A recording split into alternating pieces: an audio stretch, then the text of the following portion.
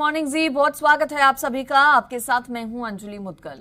पंजाब के सीएम के प्रधान सलाहकार प्रशांत किशोर आज बैठक करेंगे। सूत्रों के हवाले से ये खबर है। प्रशांत किशोर चंडीगढ़ में पंजाब भवन में बैठक करेंगे। प्रशांत किशोर की जालंधर जिले के कांग्रेस विधायकों के साथ बैठक आज होने जा रही है। महत्वपूर्ण ये बैठक रहेगी। मीटिंग में क्षेत्र में हुए विकास कार्यों को लेकर बातचीत हो सकती है। प्रशांत किशोर की जालंधर जिले के कांग्रेस विधायकों के साथ बैठक होगी। पूर्व केंद्रीय मंत्री हरसिमरत कौर बादल ने आप सांसद और पंजाब आप प्रधान भगवंत मान पर पलटवार किया। उन्होंने कहा कि भगवंत मान ने खुद अखंडनीय सबूत पेश किए हैं, जिससे साफ हो गया है कि किस दब्बूपन के साथ आम आदमी पार्टी ने कृषि कानूनों के मुद्दे पर बीजेपी के सामने सरेंडर कर दिया।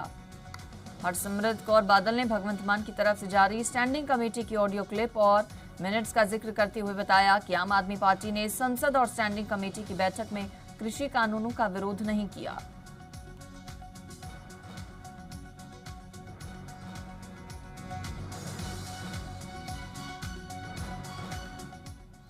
एसजीपीसी प्रधान बीबी जागीर कौर ने एक बार फिर से केंद्र से श्री करतारपुर साहिब खोलने की मांग की। बीबी जागीर कौर ने कहा कि इसके लिए पीएम मोदी को चिट्ठी लिखी है, जिससे सिख श्रद्धालु भी करतारपुर साहिब में अरदास कर सकें। वहीं एसजीपीसी ने बैसाखी के मौके पर पाकिस्तान के पंजा साहिब भेजे जाने वाले 873 श्रद्धालुओं की सूची केंद्र सरकार को भेज दी है।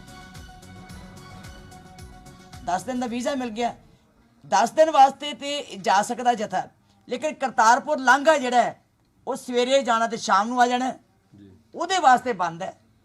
तो मैं भारत सरकार को हाथ जोड़ के बेनती करती निमरता सहित कि जे उत्थे जा सकते हैं तो करतारपुर साहब का लांघा भी खोल दियो, भी एक दिन जाके उत्थे भी दर्शन कर आया कर।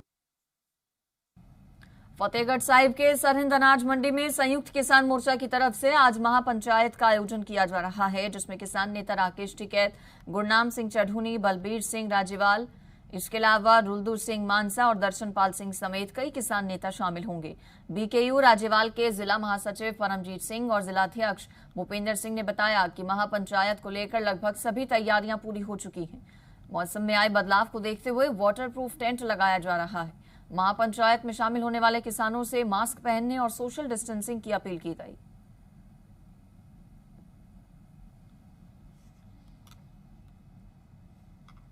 तरनतारन में पुलिस पर हमले के बाद मारे गए 2 बदमाशों की शिनाख्त करने महाराष्ट्र से नांदेड़ साहिब पुलिस भिखीविंड पहुंची। इस दौरान पुलिस टीम के साथ बाबा संतोख सिंह की हत्या का गवाह भी मौजूद रहा। गवाह ने बताया कि दोनों आरोपी हत्या के बाद 12-13 लाख रुपए की लूट की थी। नांदेड़ साहिब से भिखीविंड आ गए थे। 11 और 12 तारीख के नाइट को संतोख सिंह नाम के बाबा जी का मर्डर हो गया था, तो वही केस में उन्हें वांटेड थे। हमारे नांदेड़ के जो बंदे इधर आए थे इन्फॉर्मर, उन्होंने उनको देखे थे, तो हमने पुलिस को इन्फॉर्म किए थे, पंजाब पुलिस को।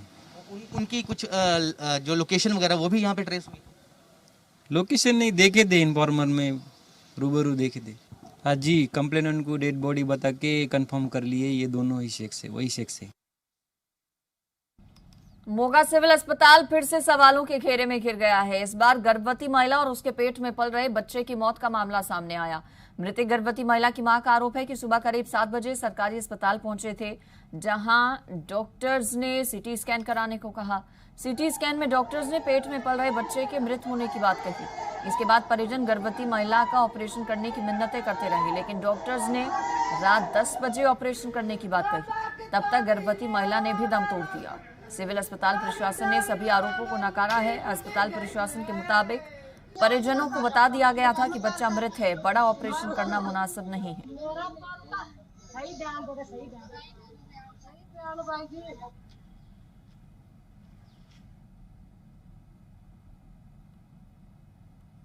उन्होंने कुछ नहीं सुनी साडी गल, ये कहते 10 बजे डिलीवरी करांगे पूरे। असीं कहा भी चल कोई नहीं, सानूं इहदी लोड़ है बच्चे दी, चल कोई नहीं, पूरा होना हो गया जी।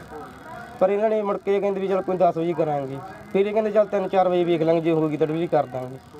फिर इस बाद बड़ी ढिली हो गई, इस बाद तो पूरी होगी।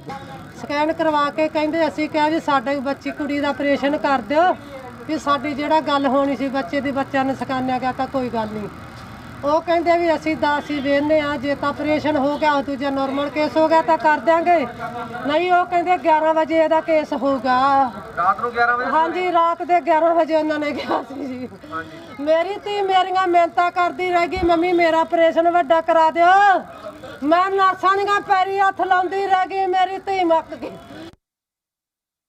पेशेंट साडे कोल सुबह आई है 8 बजे, ठीक है। पेशेंट का असीं जब चैक किया सानू बच्चे की धड़कन नहीं मिली, असीं स्कैन कराई, उहदे विच लिखिया होया कि बच्चा अंदर ऑलरेडी मर चुका है। जो असीं रिश्तेदारां नूं सब समझाया होया तो उन्होंने साइन दिते हुए। हुण इहदा पिछला बच्चा नॉर्मल सी ते एक मरे बच्चे लिए ऑपरेशन करना कोई सही गल नहीं हुंदी, इसलिए इहनूं दर्दां वधा के ही नॉर्मल डिलीवरी करवा रहे सी। पेशेंट शाम नूं करीबन 3:30 बजे इत्थे बैड ते कोलैप्स हो गई है ते उहदी सडन मौत हो गई है।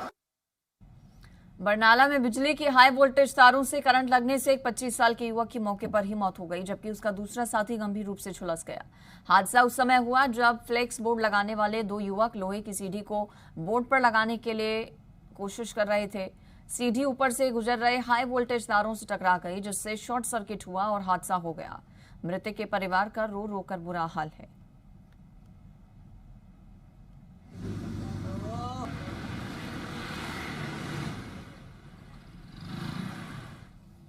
और अब बात करेंगे निकिता तोमर हत्याकांड की। 26 अक्टूबर 2020 को जिस निकिता को लव जिहाद के लिए, धर्म परिवर्तन के लिए मना करने पर तौसिफ ने गोली मार दी, लेकिन घटना के 4 महीने से ज्यादा का वक्त बीतने के बाद भी आज फास्ट ट्रैक कोर्ट निकिता के आरोपियों पर अपना फैसला सुनाएगी।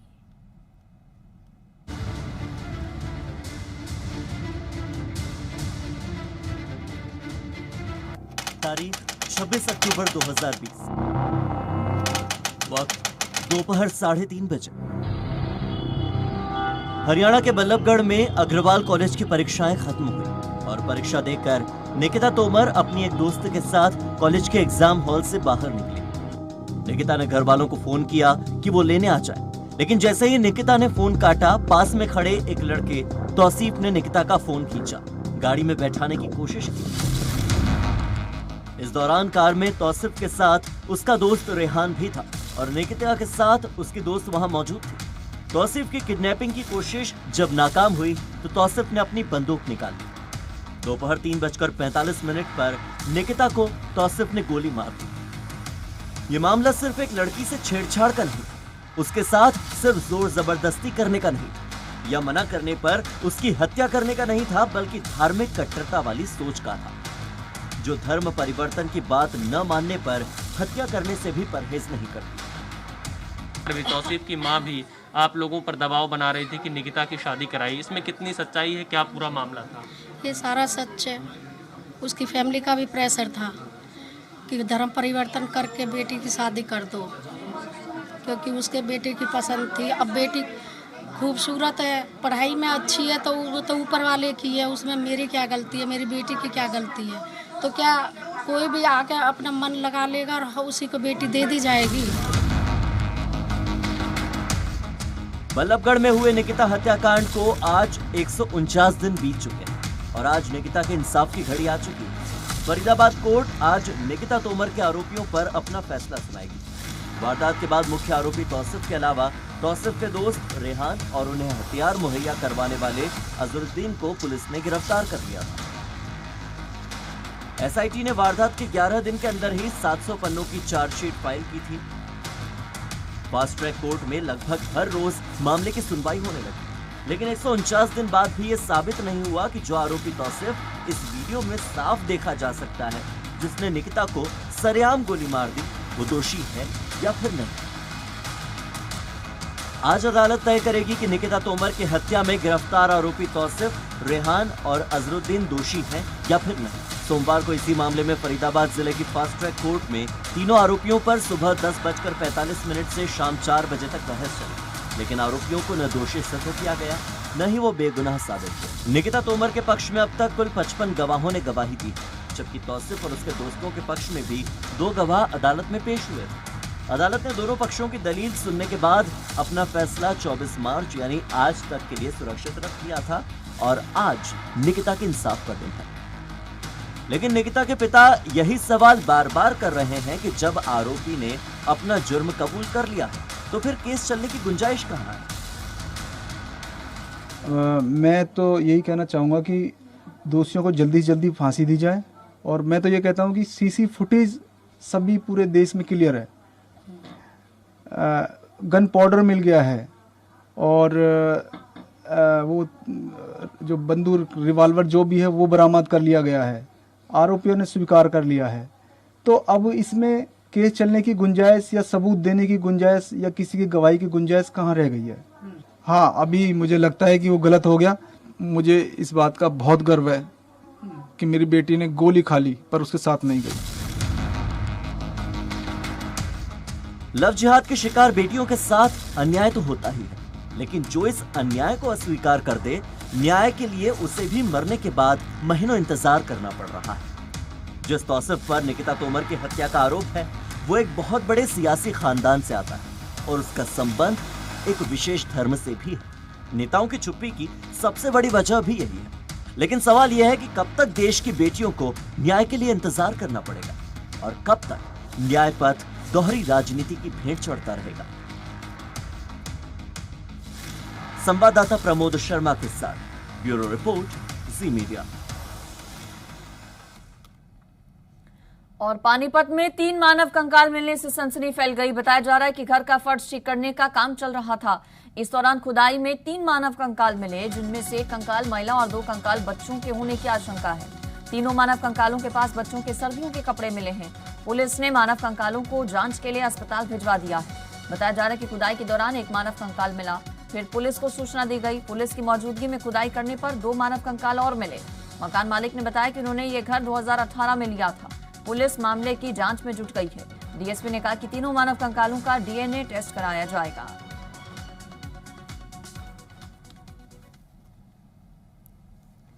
पानीपत से आया है ये पूरा मामला सामने, जहां 3 मानव कंकाल मिलने से हड़कंप मच गया है। सूचना मिलते ही पुलिस मौके पर पहुंची। पहले एक मानव कंकाल मिला था, उसके बाद पुलिस की मौजूदगी में जब खुदाई कराई गई तो 2 और मानव कंकाल मिले, जिसके बाद पुलिस की तरफ से मानव कंकालों को कब्जे में लेकर डीएनए के लिए भेजा गया।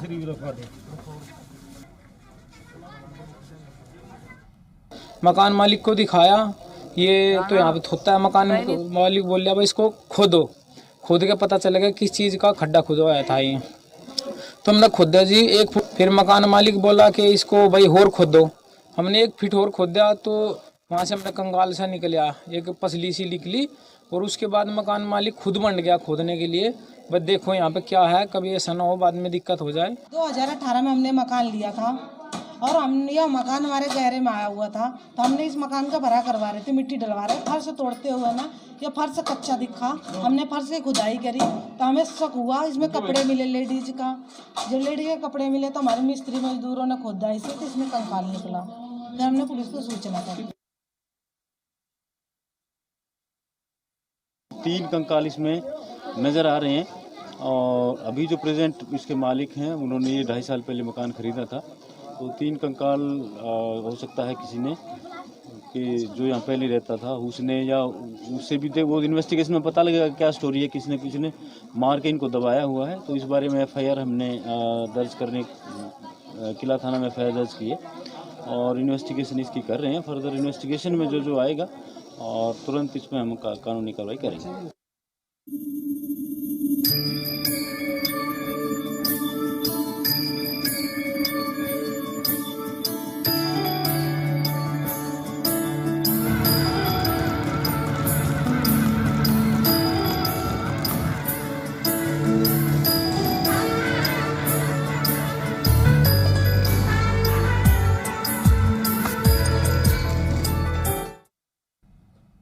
विश्व प्रसिद्ध त्योहार होला महला की शुरुआत किला आनंदगढ़ साहिब में 5 नगाड़े बजाकर हुई।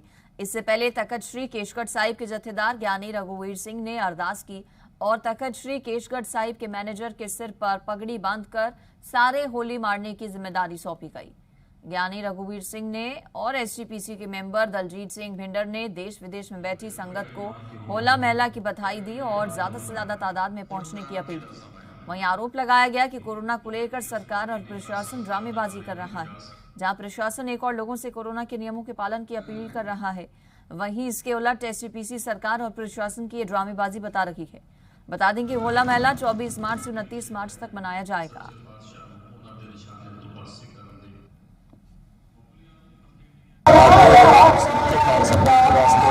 बहुत ही खुशियों भरा दिहाड़ा अज सतगुरु गुरु गोबिंद सिंह साहब जी महाराज वालों बख्शिश किया हुआ कौमी त्यौहार होला महला जो हर साल ही इस धरती से बहुत श्रद्धा के चाव नाल मनाया जाता है।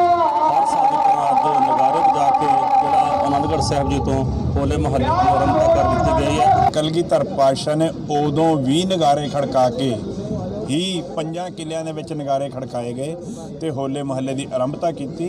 ये कोई नवीं रवायत नहीं, ये रवायत कलगीधर पातशाह के समय तो चली आउंदी है। पिछले 18 सालों तो किला आनंदगढ़ साहब के इस दीवान हाल दे विच ही वजाए जाते हैं।